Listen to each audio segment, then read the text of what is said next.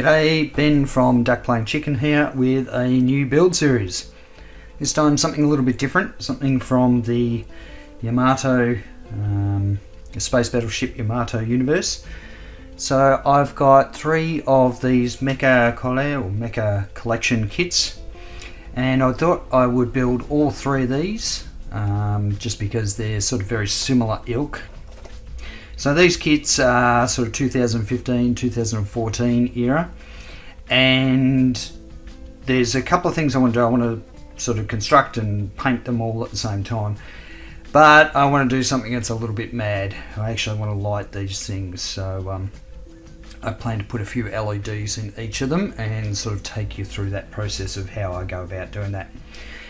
Before we sort of look in the boxes, I just want to talk a little bit about the Mecha Collection sort of model series as a whole, because it actually started sort of in the 70s, in the late 70s, when there were a bunch of these box scale kits released for the original series, and that was actually, they were all repopped. I remember seeing them as a kid in a model shop thinking, wow, that's awesome. But thankfully, Bandai actually repopped the whole lot of the original kits back in 2013, and they put it together in this special box set. So I've actually built most of these and painted them, and I just want to sort of talk a little bit about the, I guess the evolution of these model kits. And so what I've got here is, this is from the 1979, this kit, and when Bandai repopped it, they didn't clean up the molds or anything. These things are a nightmare to put together. There's a lot of cleanup, and you know, I mean, they were designed, I think they were designed basically for kids to sort of slap them together and then blow them up with firecrackers or something. But the level of detail is quite limited, which is understandable for its vintage. But you know, when you've got them all lined up, they actually look pretty spectacular if you spend a little bit of time on them. But yeah, I want to sort of just pick out some of the details so you can sort of get an idea of the way this series has come along. Now this is pretty roughly painted, and it's been sitting up on the shelf for a while, so it's a little bit dusty and what have you. But you know, just to give you an idea, this is what sort of an equivalent. This is the closest kit of the tri-carriers from the original series I could find. But to show you, for example, let's have a look at the Rambea. So I've already unbagged all this stuff, but if we have a look at the side pieces, you can see that the level of detail is just stepped up exponentially. And I've already built, you know, a couple of these 21.99 kits, and they just go together superbly. They are, you know, they are just push fit kits. They don't require glue, although glue's probably recommended in some cases, just keeping it all sealed. So I just wanted to sort of point that out, that these kits are now fantastic. And so we had the original series from, you know, the late 70s. We have the 21.99 series from 2014, 2015. And of course there's now the 2202 and the 2205 series. The 2202, they stepped it up even again, where they've included water slide decals, which is just brilliant, you know, for something of this this size. For the 2205, I think there's only a couple of kits that are sort of released in this series, but yeah, these are very cool. I love these kits. I always have, even as a kid. I thought they were fantastic, and even the box art. And the box art's fantastic, you know, when you see all these boxes lined up. So, getting back to the ones that I'm going to build, we have the Barugurei. We have the Shuderugu, I think, which is the blue one, and we have the Rambea, which is the purple one. So I'm going to be building all 3 of these at the same time. Each of these kits sort of follows a very similar build pattern, and anyone who hasn't built one of these before, the instructions are always in the lid, so you don't get a, you know, you don't get a special separate sheet that's the instruction guide, and you don't get any sort of real painting guide, so you sort of go from the box or go from other references from the show. So really simple, but they're really cheap, and that's the great thing about them. They're really cheap kits if you get them when they first come out. They sort of they're pretty popular kits, so I see people selling them for exorbitant amounts of money on eBay. But if they come out, grab them while you can, because they are pretty cool. So they sort of, going through the pieces, the sprues, I'll show you sort of how they work. So we've got they each come with a stand. Now, because I'm going to be lighting these guys, I'm not going to be using the stands that come with them, but just so that they do come with a stand. We've got sort of one of the decks here, the rear engine parts. We've got this tiny little bridge piece, but the level of detail is just phenomenal. More of this is the very top deck, this one, and we've got a couple of the sort of the fins. If we look at the one of the original things that was sort of one of these telltale sort of design elements of certainly the Gamla ship. They had these little fins hanging off the sides.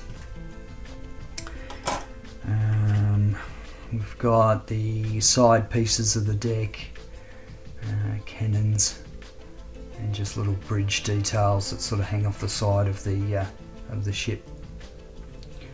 But all those little cannons and stuff are just superbly detailed. And the panel lines are quite deep, so they will take a panel line wash pretty well. We've got one of the middle decks here. This is the bottom, and just again that level of detail on the bottom of it, all those panel lines and what have you. We've got part of the stand and another part of bridge, I guess. So all three models sort of follow that same same principle, and they all follow the same sort of steps. So that's why I thought I would build all three of them at the same time. So now with lighting them, what I want to do is I actually want to put 4 LEDs in them, so a couple in the engines and also a couple in the decks. I've seen a couple of people do this on YouTube, where they've actually lit these Mecha collection kits, and I always thought, wow, that takes a hell of a lot of patience to do that. So I thought I'd give it a shot, something different for me, to light up these kits. And I'm happy to say that I've actually got a working prototype. So the Rambea, the Shuderugu, and I apologise for murdering the Japanese. My obviously Australian accent gets in the way when I speak Japanese, so I apologise to my Japanese friends for that. But what I've got here is a working prototype where I've actually built this particular one, and you can see I've put in a metal pipe, run some wires out the back, and believe it or not, there are actually 4 LEDs in this. So I've got 2 in these rear engines, and the other detail I really love is you can see right through it, which would make sense for a carrier, where you've got ships sort of flying in through the back of it and straight out the front. So it's a beautiful little bit of detail there. And of course, when you're sort of looking down the front.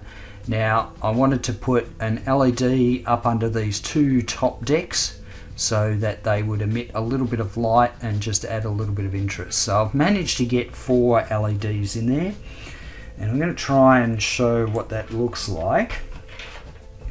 So I've got just a coin cell battery, so I'm going to turn this light off, and let's see, here we go.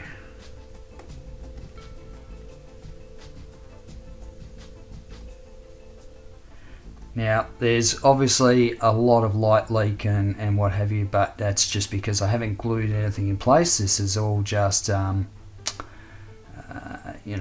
just sort of press fit, but you can see the 2 LEDs down there. When it's dark, they actually do emit a bit of light out on the decks, which is kind of nice. But yeah, so 2 under the decks and then 2 in the engines. So hopefully with this video series, I'm going to show you sort of how I've done it, and also, you know, just some ways that I sort of go about planning for this stuff. So the next step for me is to obviously cut out all the pieces for the other kits and clean them all up. So that's what I'm going to do next.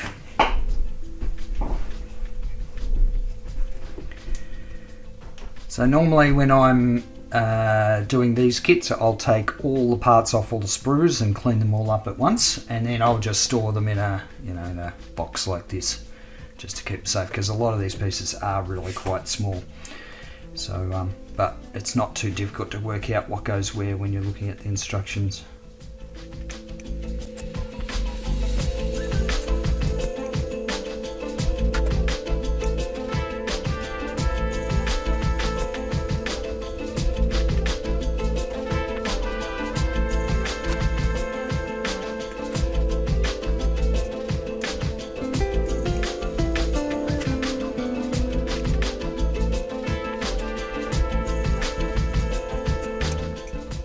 Alright, so this is the extent of all the pieces. I'm going to go through and clean them all up, and also do the same with the green one as well. And then yeah, we can start looking at sort of putting these kits together. So a couple of things to note. Some of these pieces, if we have a look at the instructions, so it actually gives you, if you don't read Japanese, but basically it gives you this indication here that these little pieces have to be cut off. Okay, so just be mindful of that, because there are a lot of sort of really small pieces, and sometimes you've got to be really careful when you're cutting these pieces off. You know, cut off something you shouldn't, but there's actually sort of an indication here of you know, what you need to take off. And even though I'm not using the stand, I'll still clean it up, and it'll go in my parts box. You never know when you're going to need sort of a small stand, or you might use it as a greeble on some other kit that you're using. So you know, don't throw any of this stuff out.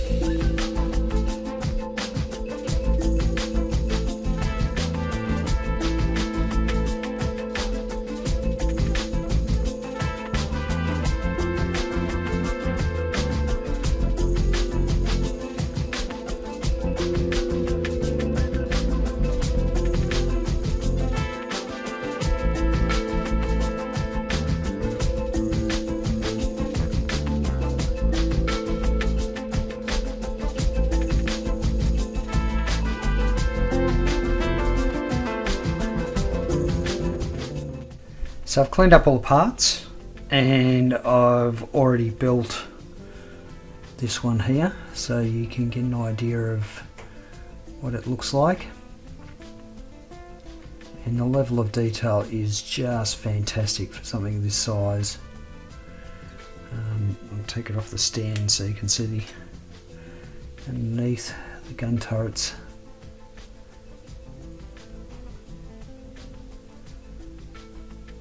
We've got you know, this little bridge assembly on the side.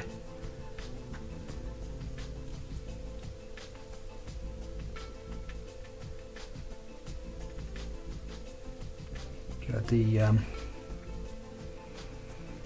main bridge on the other side. Now I have just press fit this, so it's not you know, there's certainly gaps and what have you. But what I also wanted to do was sort of show you how these kits are actually identical. I mean, the blue one hasn't got all the all the bridge details, but they're essentially the same kit except for the carrier decks. The carrier decks vary between the 3 different types, so that's where the main differences are. And also just in terms of, you know, a comparison of the sort of detail. There's the old kit. I mean, I know it's not the same craft, but it just gives you a bit of an idea of sort of the differences in the detail between the two. So yeah, this one's complete. So I'm going to take you through the build of the Barugurei, and just point out there's one piece that I've had to do some puttying on just before I've sort of assembled it all together, so I'll point that out when I get to it. So I've got the box instructions here, which I'll be following, and essentially I'll be starting off with this piece, which I guess is the second deck down, and it has this divider piece that goes in there. I believe that sort of acts as a bit of a support too for the deck above it. Now, one thing that I'm sort of going through and doing is nipping all of these pegs, just so they're easier to disassemble. I will be gluing it, so what I'm doing is literally taking at an angle. Let's do this to one. So coming at an angle. And so it doesn't need to be taken off completely, just yeah, just at a bit of an angle on. What it does is it reduces the amount of friction when the peg goes in the hole. So you can still use the pegs to line everything up, but what you're actually doing is make it easier for them to yeah, for the kit to be disassembled, and that's just for painting purposes. So this piece here has got a number of pegs on it down the side as well. And so I'm just trimming them all.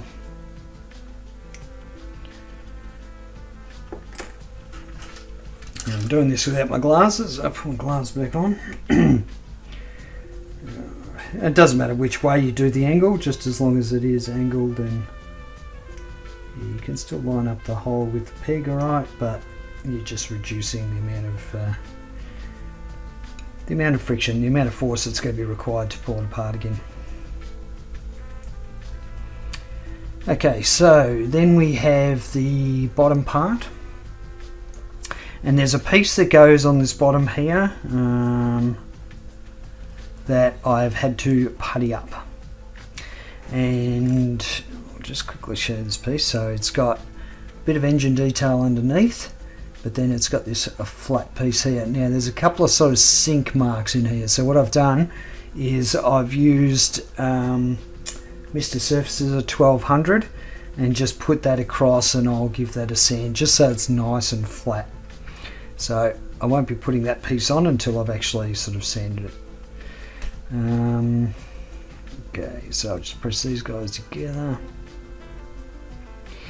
And as I was sort of building the first one, I noticed that there's this gap between the bottom and this first deck here, and I'm going to use that to my advantage for wiring, because if we have a look at this one here which I built, of course you can see straight down the guts of it, and I didn't want any wires sort of coming across. I mean, you're not going to be sort of looking right down it, but I just thought, well, if I've got another way of, you know, sending the wires through to the bottom, then I'm going to use this bit on the side as the way to go. So that was my first thoughts when I was sort of putting this thing together and trying to work out how I was going to light it. But there is a gap between the bottom and the and it does get covered up by a side piece. It's not like that gap's there in the finished model, but it's just good to note these things are where you can potentially, you know, thread wires through. So the next bit is let's see.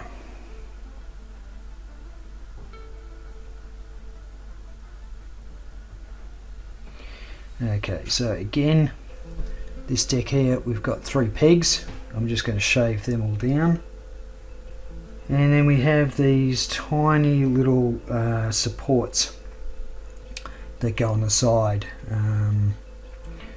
So there's a, let's see, it's like an L-shaped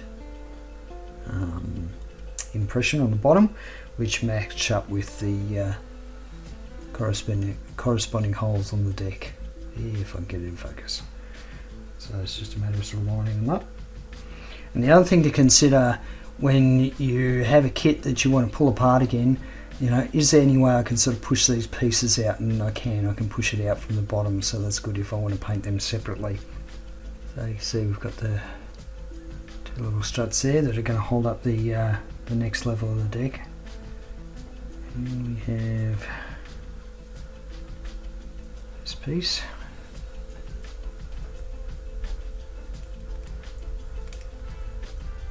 So you can see the effect of those struts holding up that deck there.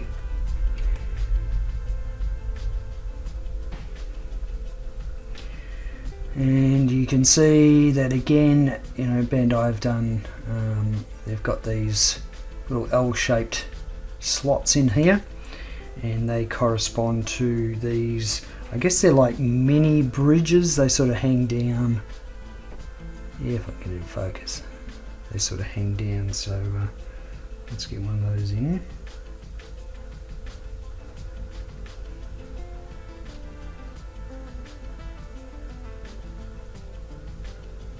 Yeah, so you can see, there they sort of hang down. Now they also form part of the, I guess, structures that support the deck below it as well. So they're not really bridges, I guess, they're just yeah, more of these sort of struts. So these bits will require glue, but they will hold in place once I've got the lower deck in. So I can basically take this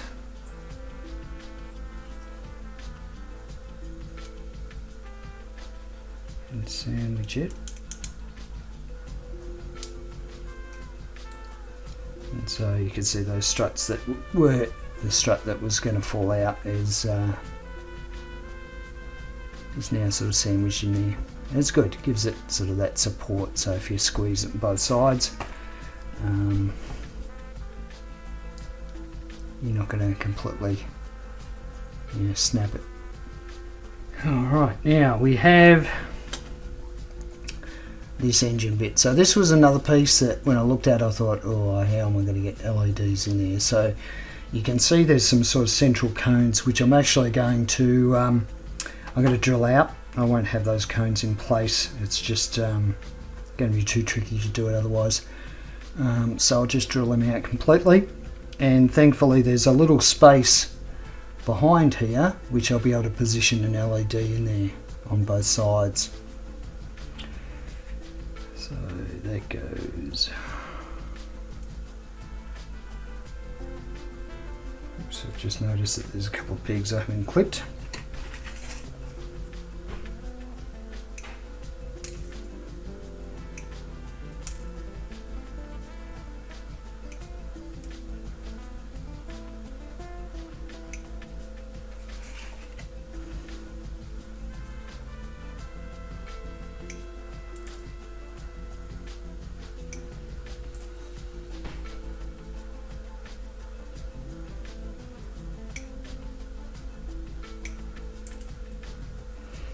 Trust me, doing all this stuff, like clipping the pegs beforehand, just makes life a lot easier when you're pulling it apart. You really don't want to be squeezing pieces together in a kit like this before you've trimmed them, or you really struggle to get them apart again. So let's get this guy on. So it just slides on. And then we've got the top deck.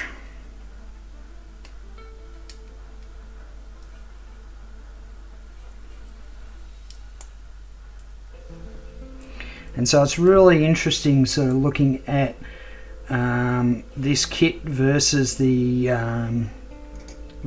older style of kits.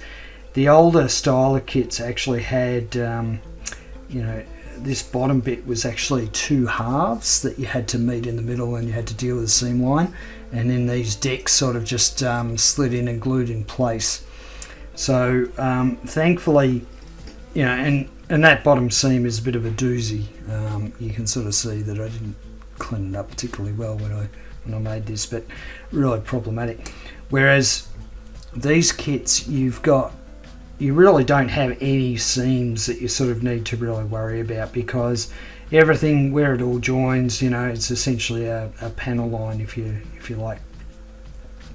So yeah, but again, you can sort of see that you can see down the guts of that bottom deck, and then those two decks above, again I'll put lights at the back of them to light them up. So that's a very cool design, the triple deck carriers.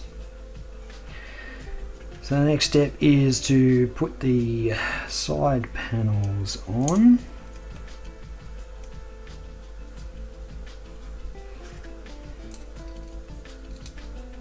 Alright, so there we go, we've got the sides in, and yeah, so you can sort of see here, really the only difference is those decks. The rest of it is pretty much identical, just as far as the shapes and pieces go. Alright, so now we've got some details that go on the sides. We've got some gun turrets, which you know, you can have facing whatever way you want. There's I believe five turrets, a couple on the bottom, and we've got one on the other side. This is fairly work, but that's what you get for having a astounding amount of detail on something so small. Alright, so we've got the gun turrets there, we've got one on this side. There we go, gun turrets. And then we have this little piece that goes on this side. And again, Bandai have thought of everything. They've made sure you can only get it in one way.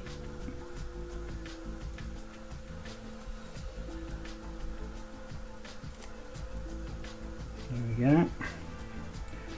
And what I really love about this is this bit slots in and then sort of rests on the bottom of this. So when I get this in, I'll point out.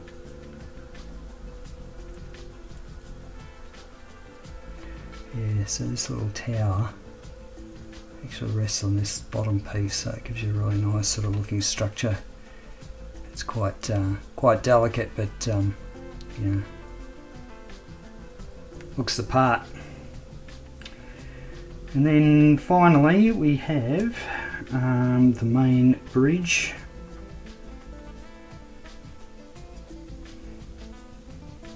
So remember how this goes. Slots on the side there,